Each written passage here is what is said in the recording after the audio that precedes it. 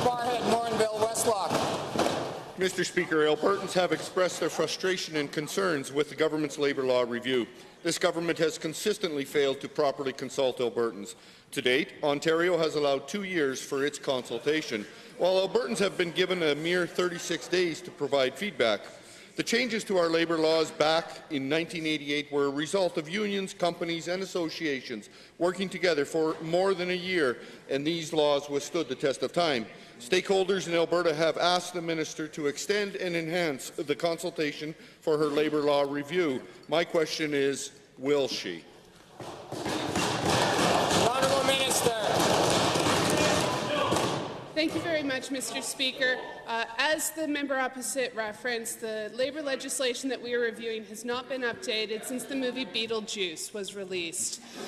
We want to make sure that we have fair and family-friendly workplaces that contribute to a strong Alberta economy.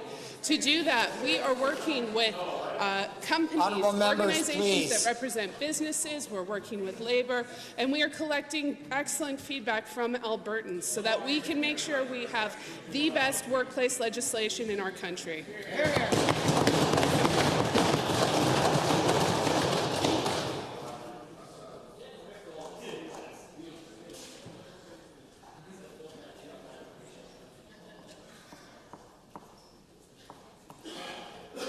First supplemental.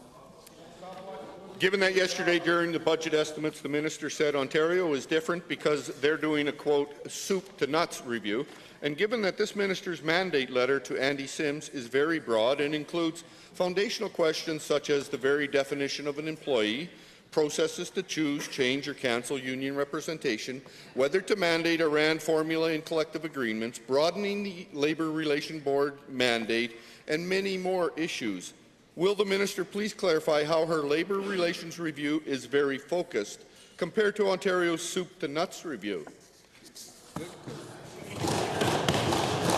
Honourable Minister. Thank you very much, Mr. Speaker. For our review of employment standards and labour relations, we have chosen to do a focused review where we're looking at a number of key issues. For example, in Alberta, someone who needs to take time off because they themselves are sick or their child is sick could lose their job because we do not have job-protected sick leave. We do not need weeks and weeks to talk about that, although I understand it can take the members opposite a lot of time to decide if they need to feed hungry kids or not. In this case, we are talking to the key players to make sure that we have labour legislation that works for all. Honourable Minister.